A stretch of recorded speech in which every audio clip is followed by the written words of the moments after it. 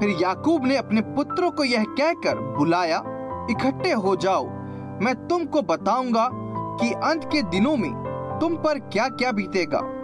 हे याकूब के पुत्रों, इकट्ठे होकर सुनो, अपने पिता इज़राइल की ओर कान लगाओ। हे रूबेन, तू मेरा जेठा, मेरा बल और मेरे पौरुष का पहला फल है। प्रतिष्ठा का उत्तम भाग और शक्ति का भी उत्तम भाग तू ही है। तू जो जल के समान उबलने वाला है, इसलिए दूसरों से श्रेष्ठ न ठहरेगा, क्योंकि तू अपने पिता की खाट पर चढ़ा, तब तूने उसको अशुद्ध किया। वह मेरे बिछोने पर चढ़ गया। शिमोन और लेवी तो भाई भाई हैं, उनकी तलवारें उपद्रव के हथियार हैं। हे मेरे जीव, उनके मर्म में ना पड़। हे मेरी महिमा, उनकी सभा में मत मिल, क्योंकि उन्होंने कोप से मनुष्य को घात किया और अपनी ही इच्छा पर चलकर बैलों को पंगु बनाया। धिक्कार उनके कोप को जो प्रचंड था और उनके रोष को जो निर्दयी था। मैं उन्हें याकूब में अलग अलग और इज़राइल में तितर बितर कर दूंगा। हे यहूदा, तेरे भाई तेरा धन्यवाद करेंगे। तेरा हाथ मेरे शत्रुओं की गर्दन पर पड़ेगा। तेरे पिता के पुत्र तुझे दंडवत करेंगे। यहूदा सिंह का बच्चा है। हे मेरे पुत्र, तू अहेर करके गुफा में गया है। वह सिंह अथवा सिंहनी के समान दबकर बैठ गया। फिर कौन उसको छेड़ेगा? जब तक शीलो ना आए, तब तक ना तो यहूदा से राजदंड छूटेगा, ना उसके वंश से व्यवस्था देने वाला अलग होगा, और राज्य राज्य के लोग उसके अधीन हो जाएंगे। वह अपने जवान गधे को दाखलता में और अपनी गधी के बच्चे को उत्तम जाति की दाखलता में बांधा करेगा। उसने अपने वस्त्र दाख मधु में और अपना पहरावा दाखों के रस में धोया है। उसकी आंखें दाख मधु से चमकीली और उसके दांत दूध से श्वेत होंगे। जब लून समुद्र के तीर पर निवास करेगा, वह जहाजों के लिए बंदरगाह का काम देगा और उसका परला भाग सिदोन के निकट पहुंचेगा। इस्साकार एक बलवंत गधा है जो पशुओं के बाड़ों के बीच में दबका रहता है।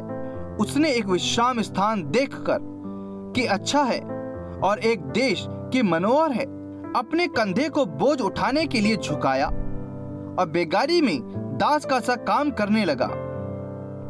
दान इज़राइल का एक गोत्र होकर अपने जाति भाइयों का न्याय करेगा।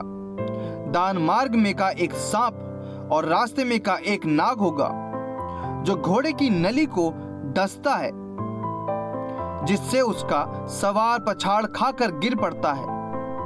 हे यहोवा, मैं तुझी से उद्धार पाने की बाट जोता आया हूं। गाद पर एक दल चढ़ाई तो करेगा, पर वह उसी दल के पिछले भाग पर छापा मारेगा। आशेर से जो अन्न उत्पन्न होगा वह उत्तम होगा, और वह राजा के योग्य स्वादिष्ट भोजन दिया करेगा। नप्ताली एक छटी हुई हरिणी है, वह सुंदर बातें बोलता है। यूसुफ फलवंत लता की एक शाखा है, वह सोते के पास लगी हुई फलवंत लता की एक शाखा है। उसकी डालियां भीत पर से चढ़कर फैल जाती हैं।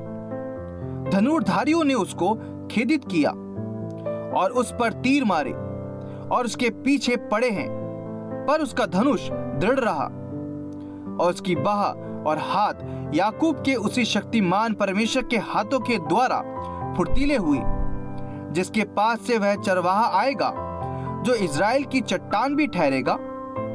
यह तेरे पिता के उस ईश्वर का काम है जो तेरी सहायता करेगा, उस सर्वशक्तिमान का जो तुझे ऊपर से आकाश में की आशीषें और नीचे से गहरे जल में की आशीषें और स्तनों और गर्भ की आशीषें देगा।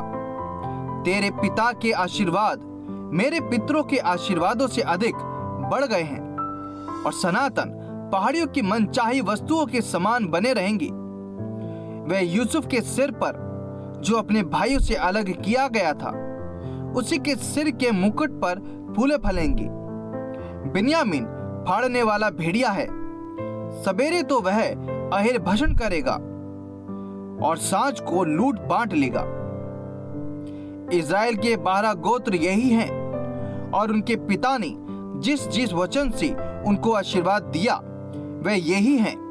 एक एक को उसके योग्य आशीर्वाद के अनुसार उसने आशीर्वाद दिया।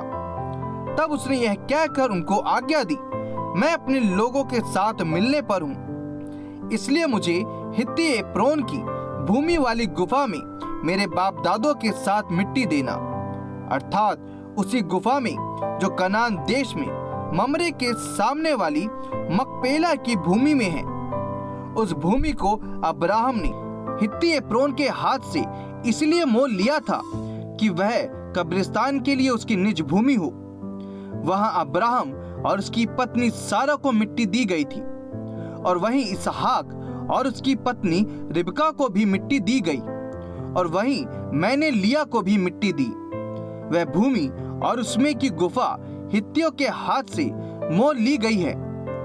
याकूब जब अपने पुत्रों को यह आज्ञा दे चुका तब अपने पांव खाट पर समेट प्राण छोड़े और अपने लोगों में जा मिला।